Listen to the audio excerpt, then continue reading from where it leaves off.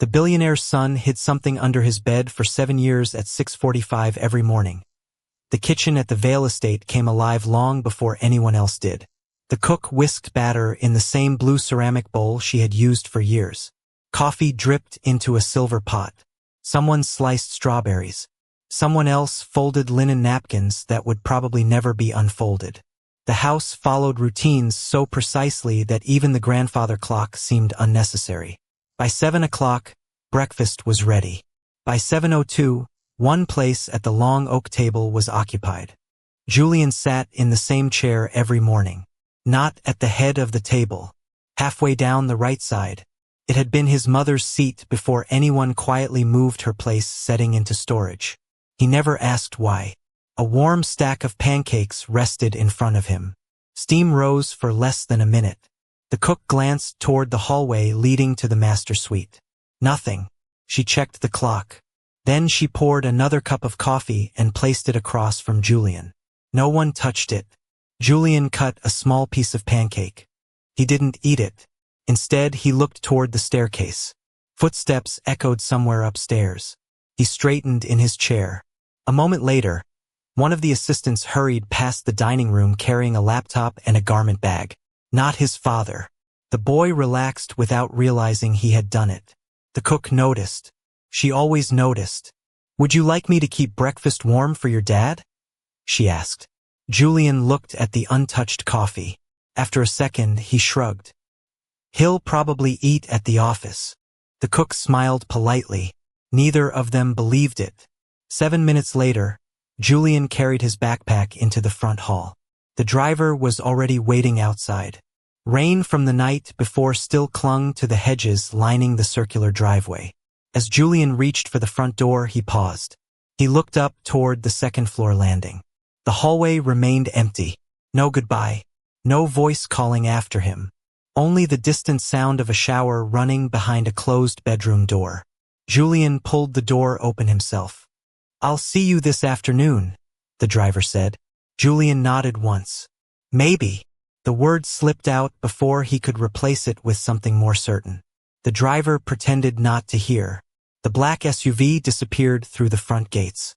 Back inside the mansion, the cook wrapped the untouched pancakes in foil. She hesitated before pouring the cold coffee into the sink. Then she washed the cup. Tomorrow morning, she would pour another one. She always did. At Westchester Academy, Julian blended into places where other children tried to stand out. He wasn't shy. Teachers liked him. He finished assignments early, held doors open, remembered birthdays. He had simply learned that people expected less from a quiet child. During recess, several boys argued over a basketball game. One of them waved Julian over. "You playing?" Julian bounced the ball once, then handed it back. "I'm good." "You always say that." "I know." He walked toward the edge of the playground where an old maple tree shaded a weathered bench. A paperback book waited inside his backpack. Not because he preferred books over people, because books never canceled plans. He had barely opened the first page when someone dropped onto the bench beside him. Emma Torres. She had transferred to the school the previous semester. "You skipped basketball again." Julian smiled faintly. "I wasn't invited. I literally watched Ben invite you." "I know." Emma leaned back. "You ever get tired of pretending things don't bother you?" Julian considered the question. "My grandmother says pretending is exhausting." "Is she right?" "I don't know. I've been pretending so long." The bell rang before Emma could answer. She stood first. "I'll see you in science." Julian watched her jog across the playground. Then he slipped a folded piece of paper deeper into his backpack before following the rest of the class. The Vale estate looked impressive in photographs. Magazine articles loved the stone facade, the gardens, the private lake, the imported Italian windows. Visitors admired the architecture. Very few noticed how quiet the house became after sunset. Silence has different kinds. There is the comfortable silence of people reading together. The peaceful silence after a long conversation. Then there is the silence of schedules that never overlap. The Vale mansion knew that silence well. Adrian Vale usually arrived home after Julian had gone upstairs. Not always, just often enough that no one considered it unusual anymore. His security team opened the front gate at exactly 8:41 that evening. His sedan rolled across the driveway. The porch lights came on automatically. Inside, the butler stepped forward. "Good evening, sir." Adrian loosened his tie before answering. "Anything urgent?" "Nothing that couldn't wait until morning." "Dinner." The chef kept a plate warm. "I'll eat later." He handed over his coat. His phone buzzed before he reached the staircase. He answered it without looking at the screen. "Tell them I'll review the numbers tonight." He disappeared into his study. The dining room remained exactly as Julian had left it. 2 chairs slightly pulled back from the table. One used, one untouched. Around 9:30, Julian sat cross-legged on the floor of his bedroom. Homework lay open across the bed. His math assignment was finished. His science worksheet was finished. The room was tidy in the careful way children keep spaces they don't expect anyone else to enter. He listened. A door closed downstairs. Someone laughed briefly in the servants' hallway. The washing machine started. More waiting. He looked at the clock. 9:47. Then toward the hallway beneath his bedroom door. A thin strip of light stretched across the floor. He stayed perfectly still. 5 minutes later, footsteps passed. The light disappeared. Julian didn't move immediately. He counted under his breath. Not loudly, just enough to hear himself. 28, 29, 30. Only then did he stand. He locked the bedroom door. Not because he feared someone would come in. Because routines felt safer when they never changed. He knelt beside the bed. His hand disappeared beneath the frame. For a few seconds, all that could be heard was the soft scrape of wood against hardwood flooring. He pulled something toward him. The object remained hidden in shadow. Julian rested both hands on it without lifting it out. He closed his eyes. The room stayed quiet. Whatever rested beneath the bed, it was clearly something he had touched hundreds of times before. He whispered something too softly for anyone outside the room to hear. Then he slid the object back into the darkness, locked the door again, turned off the lamp, and climbed into bed. Across the hall, the study light remained on well past midnight. Neither father nor son realized they had ended another day less than 50 feet apart. Without sharing a single conversation, Mara Ellis arrived at the Vale estate on a Monday morning with one suitcase in the trunk of her car and a cardboard box of cleaning supplies on the passenger seat. She parked beside the service entrance. For a few seconds, she stayed behind the wheel. The engine ticked as it cooled. A folded letter from her landlord rested in the cup holder. Final notice was printed across the top in red. Mara turned it face down. Then she checked her reflection in the rearview mirror, smoothed the collar of her blouse, and got out. Mrs. Crowley met her inside. She wore a dark gray dress, low heels, and an expression that suggested she had already decided exactly how much trouble Mara might become. "You're early. I didn't want to be late." "Those are not the same thing." Mara waited. Mrs. Crowley looked at the wall clock. "Still, early is better." She led Mara through the service hallway. The estate was quieter from the inside than it appeared from the road. No music, no television, no voices carrying between rooms. Only the low hum of the ventilation system and the occasional sound of a door closing somewhere far away. Mrs. Crowley walked quickly. Mara had to shorten her steps to keep up. "You'll start with the second floor," Mrs. Crowley said. "Guest rooms, linen closets, east hallway, and Mr. Vale's study when instructed."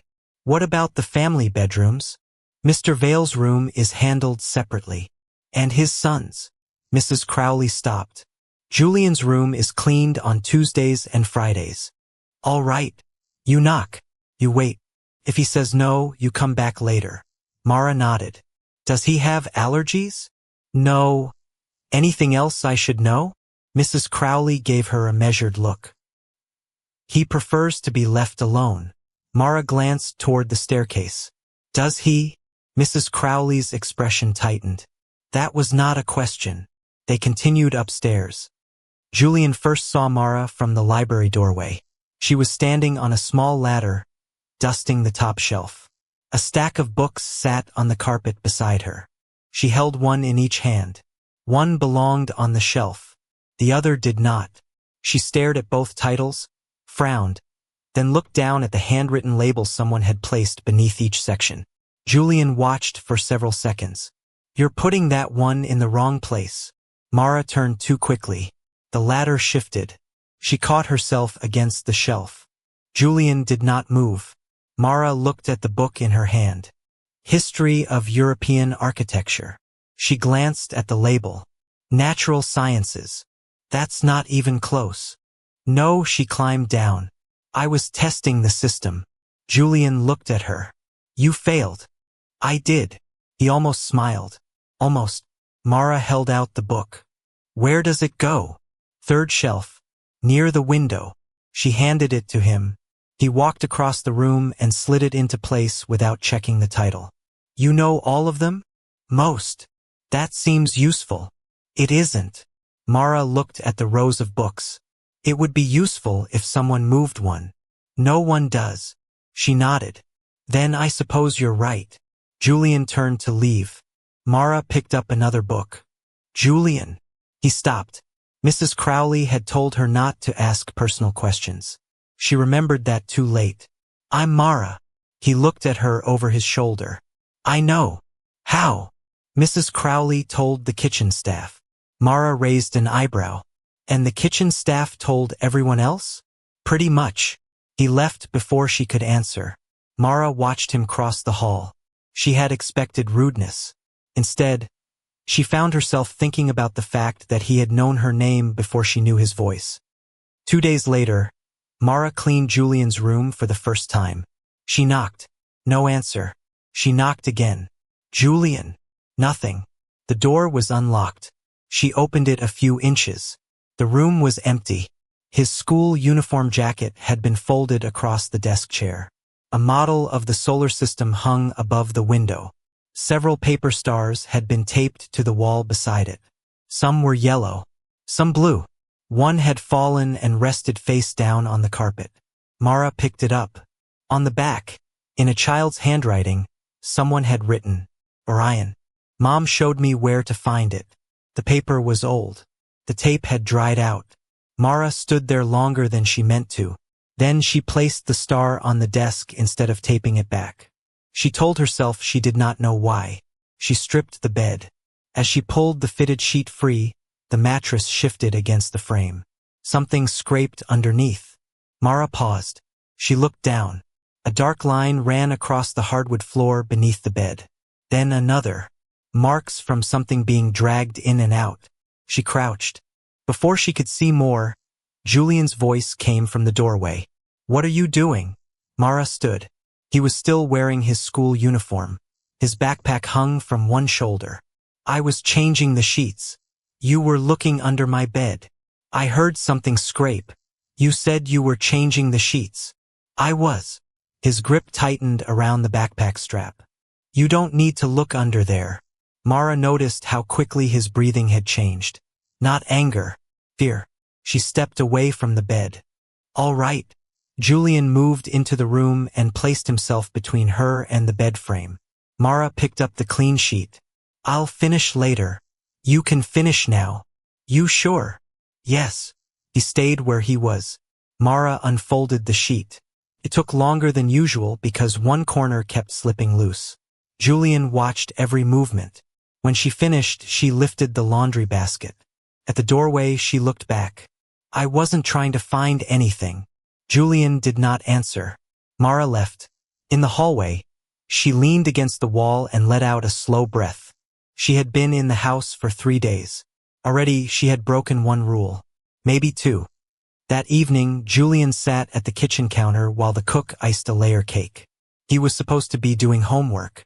Instead, he was turning a paper star over between his fingers. The cook noticed. Where'd you get that? It was in my room. Didn't you make those years ago? My mom did. The cook stopped spreading frosting. Some of them. Julian looked at the tape on the back. Someone moved it. The cook went back to the cake. Maybe it fell. It was on my desk. Then someone picked it up. Julian stared at the star.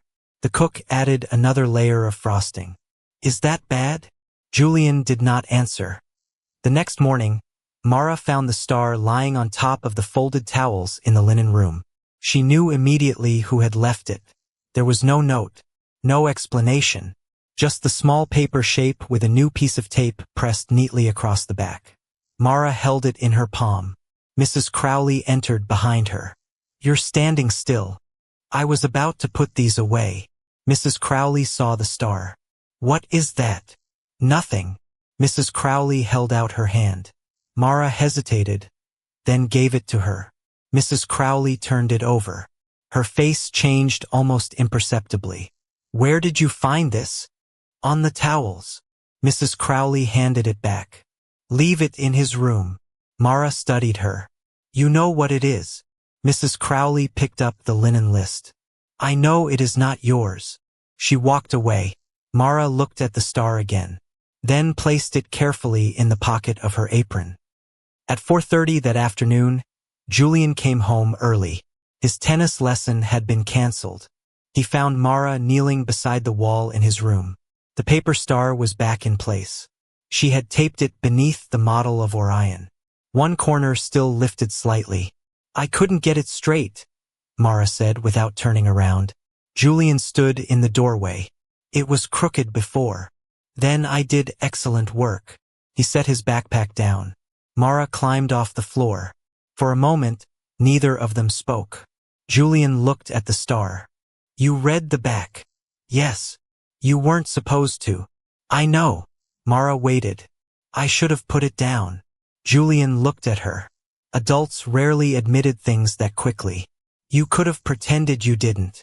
I thought about it. Why didn't you? I'm not very good at pretending. That's not true. Mara gave him a small smile. You don't know me well enough to say that. Julian looked back at the wall. No. Mara picked up her cleaning cloth. Your mother showed you Orion? He stayed quiet long enough that she assumed she had gone too far again. Then he said, From the back steps. At night. Obviously. Mara accepted the correction. Obviously. She said it was easier to find in winter. Was she right? Usually. Mara moved toward the door. Do you still look for it? Julian shrugged. Sometimes. That was all he offered. Mara did not ask for more. At the door, Julian spoke again. Did your mother show you anything? Mara turned. She showed me how to stretch groceries through the end of the month. Julian looked uncertain. Mara laughed once. She also taught me to whistle. Badly. Can you? No. Then she didn't teach you. She tried. For the first time, Julian smiled without stopping himself. It disappeared quickly. But Mara saw it. So did he. He looked away. You can go. Mara lifted the cloth in surrender. I was already leaving. That night, Mara sat in her car outside a laundromat on Central Avenue. Her apartment was 12 miles away, but the washing machine in the basement had stopped working 3 weeks earlier. A row of dryers turned behind the glass. She held her phone between her shoulder and her ear while sorting coins into stacks. Yes, I know the payment is late. The woman on the phone said something Mara had heard before. I'm working now. Another pause. No, I don't know when the full amount will be available. She closed her eyes. I understand. When the call ended, Mara placed the phone on top of the washing machine. She had $27 in quarters, a utility bill folded in her purse, and a job in a house where one unused coffee cup was washed every morning. She fed coins into the machine, then sat in a plastic chair beneath a flickering fluorescent light. Across the room, a father helped his young daughter fold a fitted sheet. They did it badly. The girl laughed every time one side slipped loose. The father laughed too. Mara looked away. Over the next week, she and Julian developed a cautious routine. They did not seek each other out. Not openly. But Julian began doing his homework in rooms Mara happened to be cleaning. The library, the breakfast room. Once, the upstairs sitting area where no one had sat in months. Mara did not fill the silence. She dusted, folded towels, polished wood. Julian read. Sometimes he asked a question. Never an important one. Why do people iron pillowcases? Because Mrs. Crowley can sense wrinkles from another floor. Seriously. No, another day. Why do you always hum the same song? I only know one song. That's sad. It saves time. He smiled at his book. Mara pretended not to notice. One afternoon, she carried a laundry basket into the sitting room and found Julian staring at his phone. The school calendar was open on the screen. You need the room? He asked. No, she began folding towels. Julian kept scrolling. What's Saturday? He locked the screen. Nothing. Mara folded another towel. You've checked nothing 4 times. He looked at her. She kept her eyes on the laundry. It's the science exhibition. At school. He nodded. What are you showing? A small observatory model. That sounds complicated. It isn't. Will your dad be there? Julian picked at a loose thread on the sofa cushion. He said he'd try. Mara placed the folded towel on top of the stack. What does that mean? It means no. The answer came too quickly. Mara stopped. Julian stared at the dark phone screen. He might come, she said. She regretted it immediately. Julian looked up. There was no anger in his face. Only something older. You don't know him. Mara said nothing. You just got here. You're right. He stood. Mara watched him gather his books. I shouldn't have said that. Julian slid his phone into his pocket. No, you shouldn't have. He left. The room felt different after he was gone.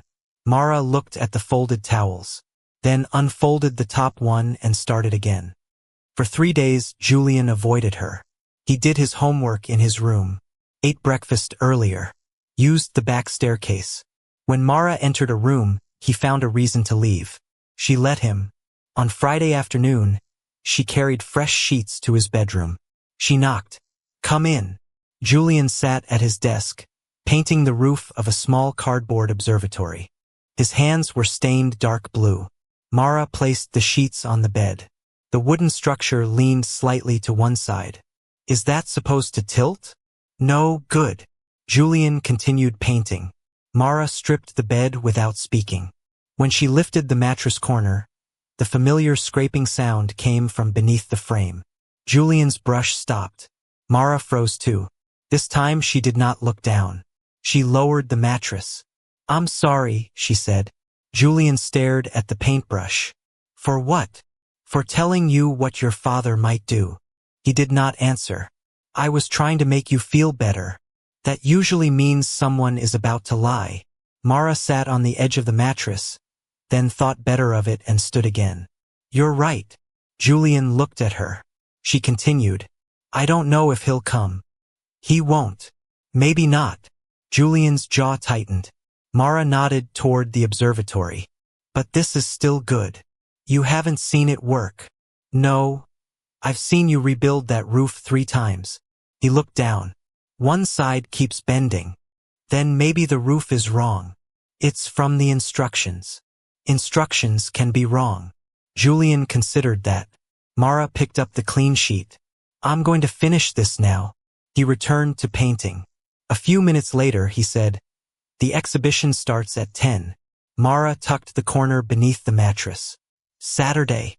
Yes. She did not look at him. I'm off at noon. That's not what I meant. I know. The room went quiet. Mara smoothed the last wrinkle. At the door, she stopped. I hope he comes. Julian adjusted the roof of the observatory. This time, he did not tell her she knew nothing. Saturday morning, Julian stood beside his project in the Westchester Academy Gymnasium. Long tables filled the room. Parents carried coffee. Teachers adjusted signs. Children explained projects too quickly. Julian's observatory sat beneath a black poster board covered in hand-drawn constellations. Emma stood at the neighboring table with a model suspension bridge.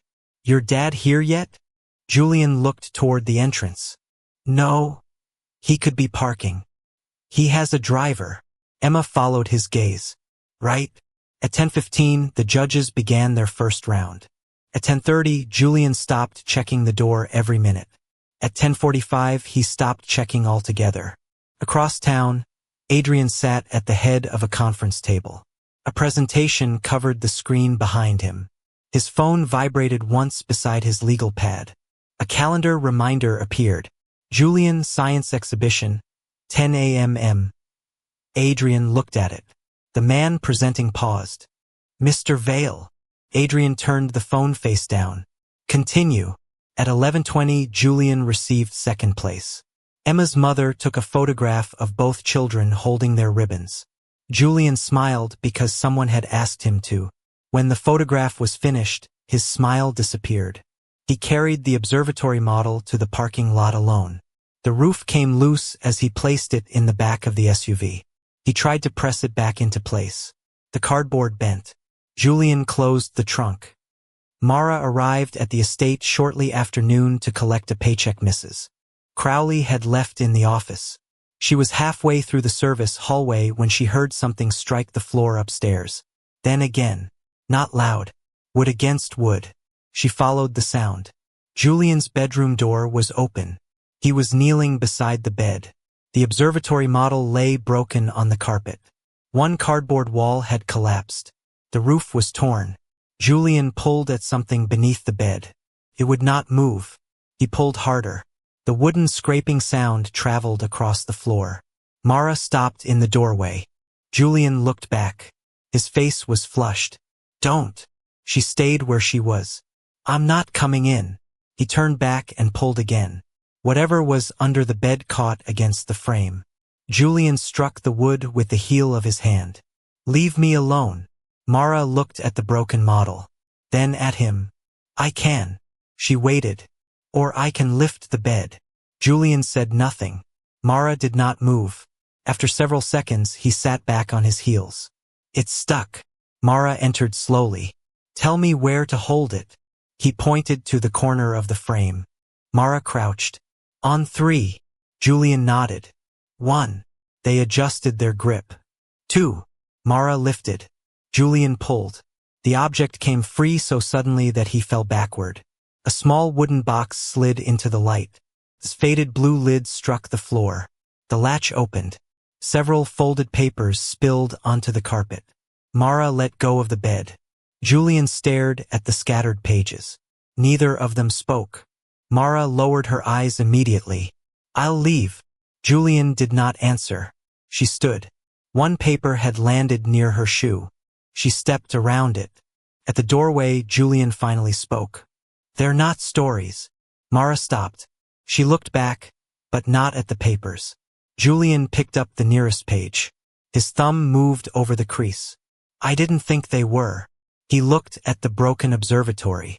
Then at the box. There for my mom. Mara stayed quiet. Julian gathered another page. She died when I was 5. I'm sorry. I don't remember everything. His voice remained even. Almost. So I write things down. Mara looked at the old box. Things about her? Things I would have told her. He placed one letter inside. Then another. Mara knelt several feet away. She did not reach for the papers.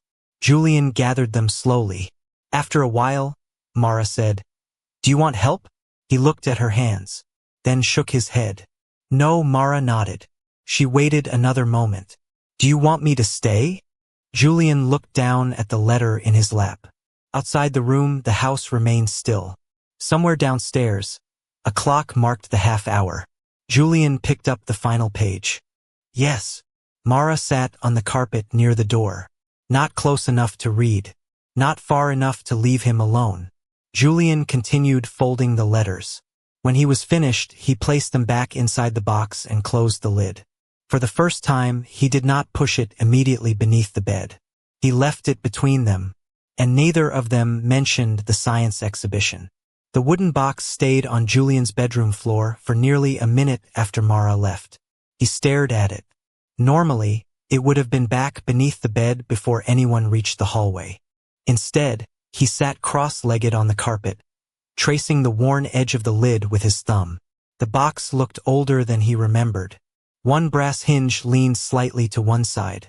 A faint blue flower, almost rubbed away by time, was still visible in one corner. His mother had painted it herself. He remembered watching her hold the tiny brush between her fingers. Boxes shouldn't all look the same, she had said. At the time, he hadn't understood what she meant. Now he wondered if people were the same way. Some carried everything on the outside. Others hid their most important things where no one thought to look. He gathered the last of the letters and stacked them neatly. Before closing the lid, he slipped the ribbon from the broken observatory into the box. It wasn't worth keeping, but somehow it belonged there. Monday morning arrived with clear skies and unusually cool air. Breakfast was exactly the same as always.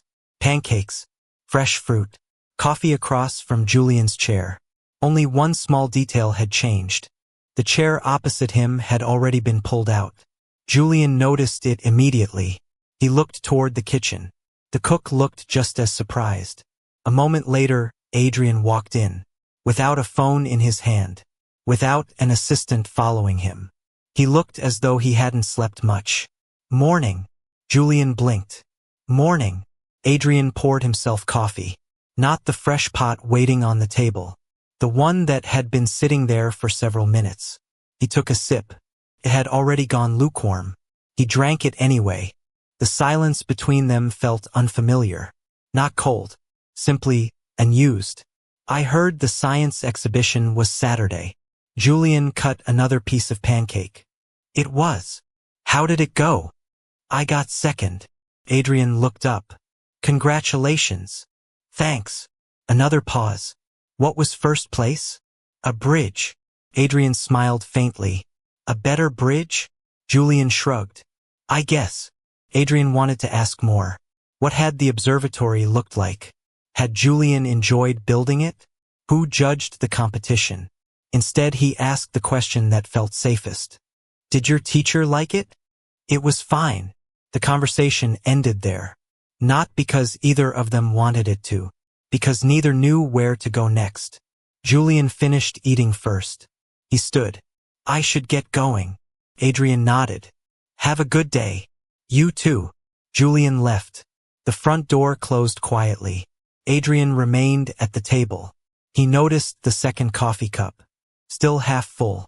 He reached over and poured it into his own mug. The coffee tasted bitter. He drank it anyway. Later that morning, Adrian called his assistant. Move Thursday's board meeting. There was a pause. I'm sorry, sir? The Thursday meeting. It has 42 attendees. I know. You've spent 3 months arranging it. I know. Another pause. Would next Tuesday work instead? Adrian looked through the study window toward the back lawn. I don't care. His assistant had worked for him for 8 years. She had heard him angry, impatient, demanding. She had never heard him sound uncertain. I'll make the calls. Thank you. After ending the call, Adrian remained standing. The meeting wasn't important. Not really. He simply needed to prove something to himself. That his calendar could move. That perhaps he had been treating appointments as permanent and relationships as optional. The thought stayed with him long after the office became quiet again. Mrs. Crowley found Mara replacing flowers in the upstairs hallway. You and Julian seem to be getting along. Mara arranged another stem in the vase. I hope so. Mrs. Crowley adjusted a picture frame that wasn't crooked. Don't mistake kindness for permission. I won't. The boy has learned to trust very carefully. Mara nodded. I've noticed. Mrs. Crowley studied her for a moment. People usually think this house is difficult because of Mr. Vale. It isn't. No. What makes it difficult? She looked down the empty hallway. Is that everyone here is waiting for someone else to speak first. She walked away before Mara could respond. That afternoon, Julian stopped by the library after school. He found Mara repairing the loose hinge on one of the cabinet doors. I didn't know you fixed things. I don't. Then why are you doing that? She tightened another screw. Because waiting for maintenance takes 2 weeks. Julian crouched beside the cabinet. You've done this before. I've watched other people do it. That's different. It usually is. The hinge slipped. The cabinet door tilted. Mara sighed. I think I just proved your point. Julian looked around the room. A small screwdriver rested on the windowsill. He picked it up. Hold the door. She did. He tightened one screw, then another. The cabinet closed smoothly. Mara opened it, closed it again. Well, Julian handed back the screwdriver. You were right. I don't hear that very often. You probably don't ask 12-year-olds for help. I should start. For the first time, Julian laughed. Not politely, not briefly. A real laugh. Surprised both of them. Julian stopped almost immediately. You don't have to quit laughing just because you noticed it. I wasn't. You were. He looked away. I forgot. Forgot what? That I was laughing. Mara smiled. I hope that happens again. So do I. That evening Adrian arrived home before sunset. Again. This time Julian was outside. The observatory model sat on the patio table. The damaged roof had been removed. Sheets of new cardboard lay scattered around it. Adrian slowed his steps. You rebuilding it? Julian nodded. The roof collapsed. I'm sorry. Julian looked up. It wasn't your fault. Adrian almost answered, then realized Julian wasn't talking about the model. He pulled out the chair opposite him. Mind if I sit? Julian hesitated, then shook his head. Adrian sat quietly. The backyard stretched toward a line of maple trees already beginning to change color. Neither of them spoke for nearly 2 minutes. Julian measured another strip of cardboard. Adrian watched. I never liked following instructions exactly. Julian kept working. I noticed. Adrian smiled. When I was 12, I built a treehouse. You did. It leaned. A little. A lot. Julian glanced at him. What happened? My father climbed into it. And it collapsed. Julian stared. Seriously? Adrian nodded. He looked at the pile of wood. What did he say? He asked if I had learned anything. Julian waited. I told him. Next time I'd use longer nails. Julian laughed again. This time he didn't stop himself. Adrian smiled. The sound filled the quiet backyard in a way no business success ever had. Then Julian looked down at the unfinished roof. My mom helped me build things. Adrian's smile faded gently. I know. She always read the instructions first. I remember. Julian adjusted another piece. I don't. Adrian looked at him. I remember that she always read them. Julian's hands stopped moving. But I don't remember her voice anymore. The words landed softly, almost casually, which somehow made them harder to hear. Adrian looked toward the observatory instead of at his son. I've been trying. Julian frowned. Trying what? To remember it. He swallowed. I can't hear it clearly either. For a long moment, neither of them moved. Then Julian picked up the new roof. Can you hold this? Adrian reached forward. Together they balanced the cardboard while Julian pressed glue along the edges. The roof sat straighter this time. Not perfect, but steady enough to stay. Neither of them noticed that Mara was watching quietly from the kitchen window. She smiled to herself, then returned to drying the dishes. Some moments grew stronger when no one interrupted them. That night, after the house had settled into its familiar silence, Julian unlocked the wooden box. He added a new letter, not to his mother, not this time. He stared at a blank page for several minutes, then wrote only one sentence. Dad sat with me today. He read the line twice, folded the paper, placed it inside the box. For the first time in 7 years, he did not slide the box beneath the bed. He left it beside the nightstand, where it remained until morning. Tuesday arrived with the kind of steady autumn rain that never seemed to hurry. By mid-morning, the windows of the Vale estate had turned into pale gray mirrors. Inside, the house moved through its usual routines. Beds made, floors polished. Fresh flowers replaced yesterday's arrangements. The rhythm never changed. Only the people did. Adrian stood outside his study, reading the day's schedule from memory rather than from his phone. 3 meetings. A lunch with investors. Dinner downtown. He looked at the list for a long moment, then crossed out the dinner reservation with a fountain pen. His assistant called less than 5 minutes later. The restaurant is asking if you'd like to reschedule. No. They've held that table every Tuesday for years. I know. I'll let them know. She hesitated. Everything all right? Adrian looked through the rain toward the back garden. I think I'm trying something. What kind of something? I'll tell you when I know. That afternoon, Julian came home carrying a cardboard tube under one arm. Mara was arranging books in the breakfast room. What's that? A star chart. You bought it. Our science teacher gave everyone one. He carefully unrolled it across the table. The corners curled back immediately. They never stay flat, Mara said. Julian searched the drawers until he found for salt shakers and placed one on each corner. There. Professional solution. It works. She leaned over the chart. I only recognize one. Which one? Orion. Julian looked at her. You remembered. You told me. He traced one of the printed lines with his finger. My mom always found Orion first.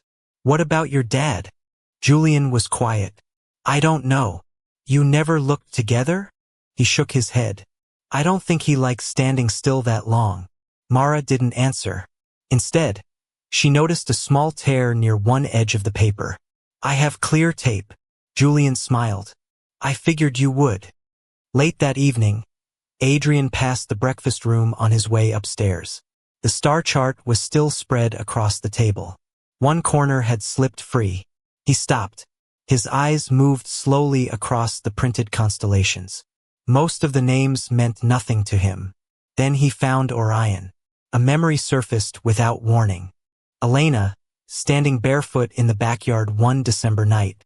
Julian wrapped in a blanket, her finger pointing toward the sky. See those 3 stars?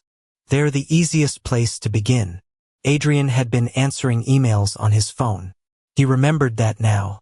He couldn't remember whether he had ever looked up.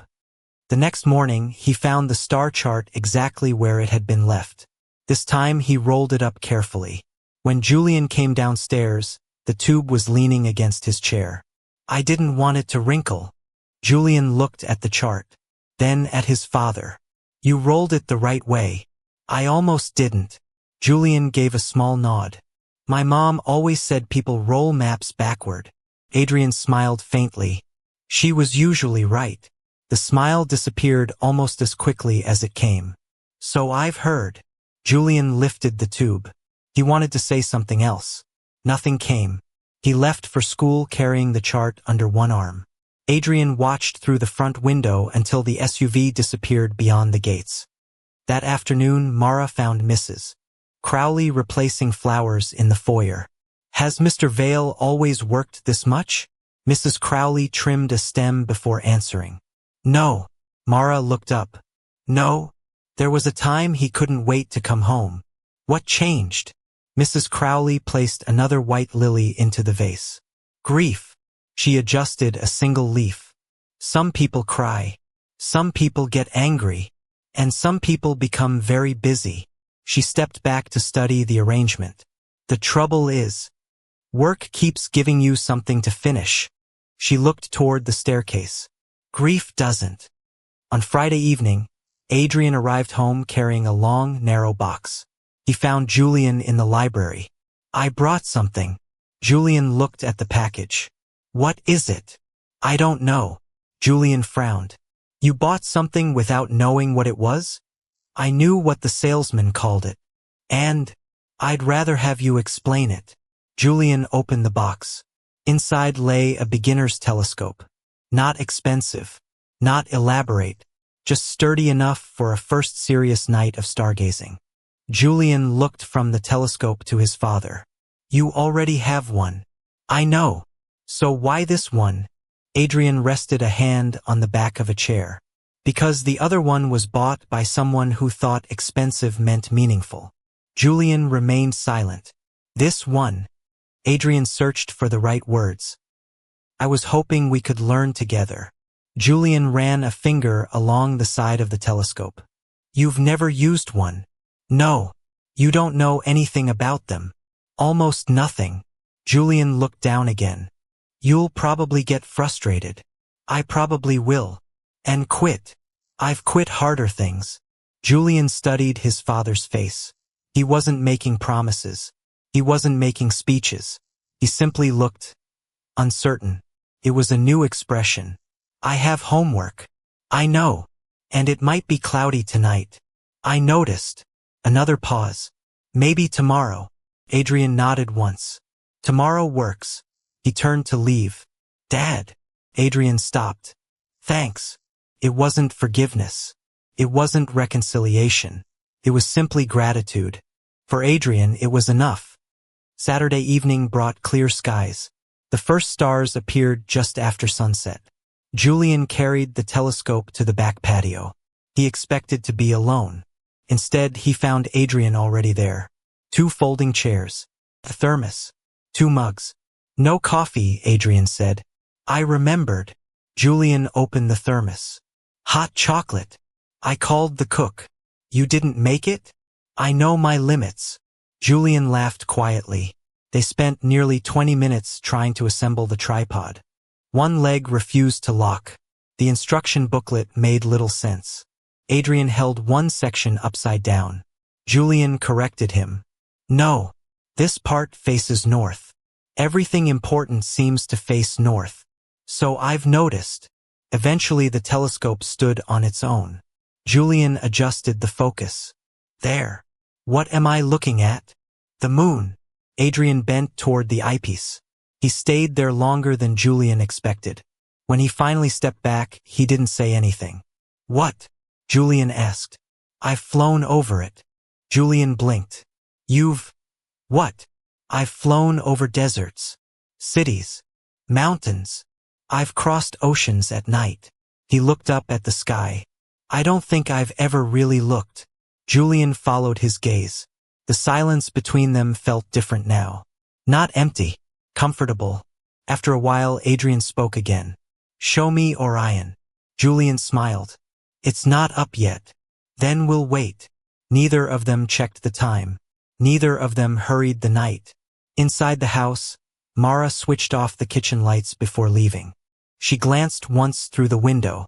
2 figures sat beneath the open sky, talking occasionally, sitting quietly most of the time. She smiled to herself. Healing, she thought, rarely arrived all at once. More often, it looked like 2 chairs placed side by side on an ordinary Saturday night. And somewhere upstairs, resting on Julian's nightstand instead of hidden beneath his bed, the old wooden box remained exactly where he had left it. For the first time in years, it no longer felt like the safest place to keep his heart. Sunday mornings had always been quiet at the Vale estate. This one felt different. Not because anything extraordinary happened. Because nothing did. No conference calls echoed from the study. No driver waited at the front entrance with the engine running. No assistant hurried through the hallway carrying folders that needed signatures before breakfast. For the first time in years, the house seemed to be waiting for no one. Julian woke before sunrise. He sat at his desk with a blank sheet of paper in front of him. His pen rested between his fingers. For several minutes he didn't write. Then he opened the wooden box. The letters were arranged in careful bundles, tied with faded ribbons that no longer matched. He picked up the oldest one. The paper had softened from being unfolded so many times. He smiled. Then he placed it back exactly where it belonged. Instead of adding another letter to his mother, he pulled a fresh notebook from the desk drawer. On the first page he wrote only the date. Nothing else. He closed it again. There was a knock at the door. Not loud. Just enough to be heard. You awake? It was Adrian. Yeah. Breakfast in 10? Julian looked at the notebook. Then at the wooden box.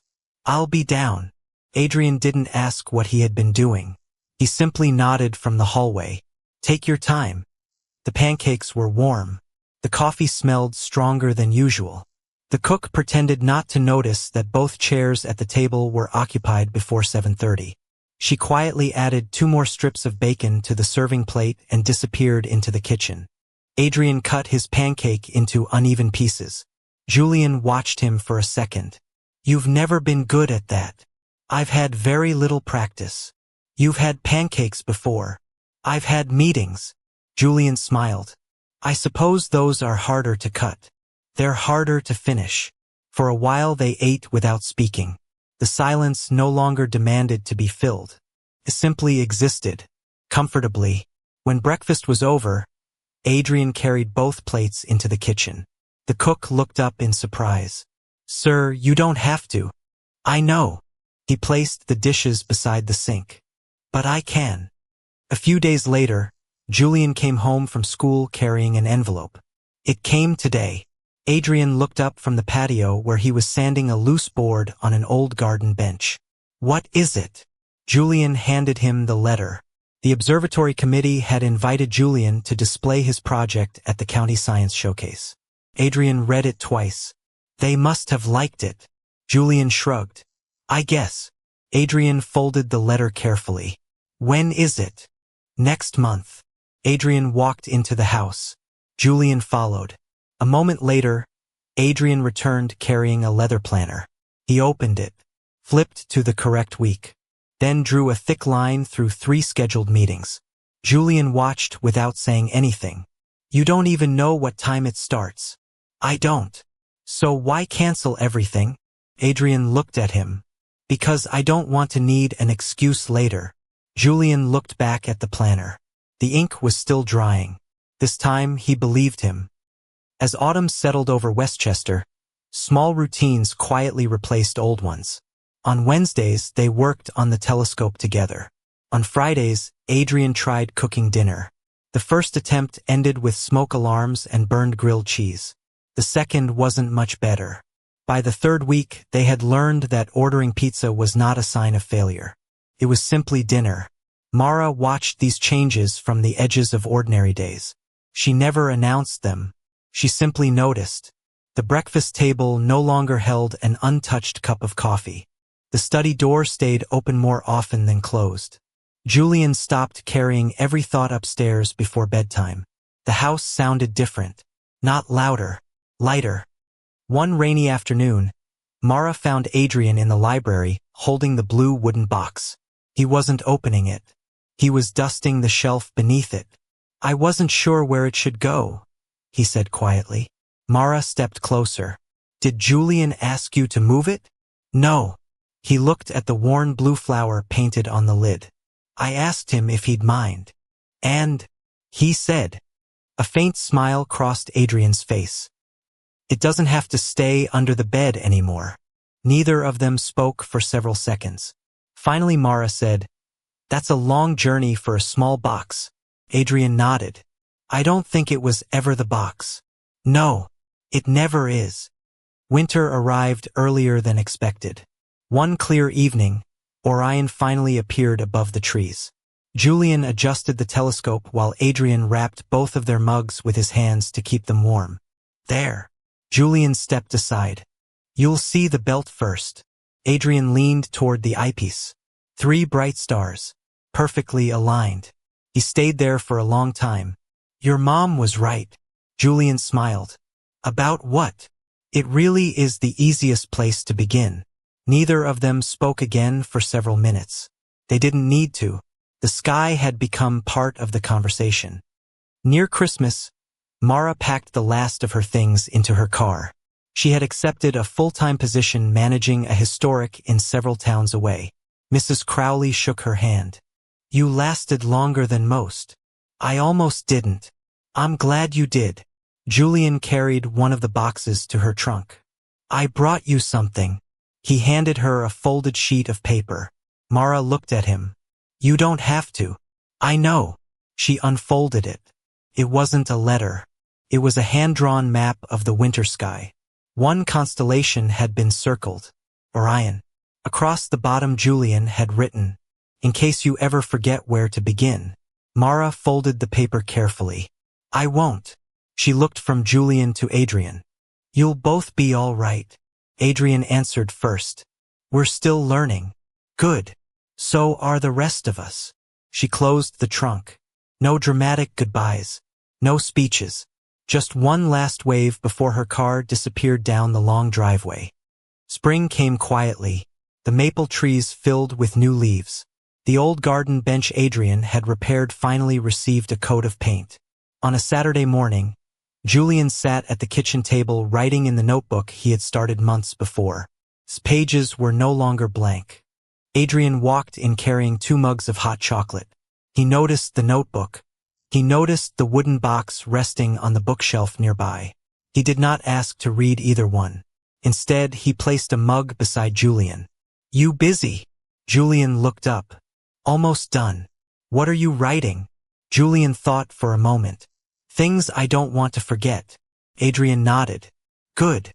A quiet smile settled between them. "Ready?" Julian closed the notebook. This time he didn't hide it. "Yeah."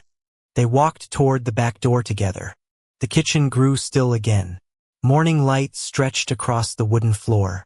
On the bookshelf, the old blue box remained exactly where it belonged. Not hidden, not locked away, simply part of the home. Some memories ask us to hold on. Others ask us to let go. The hardest ones teach us how to do both.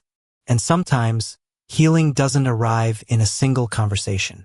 It arrives one ordinary morning at a time, until one day the silence between 2 people is no longer empty. It's simply peaceful.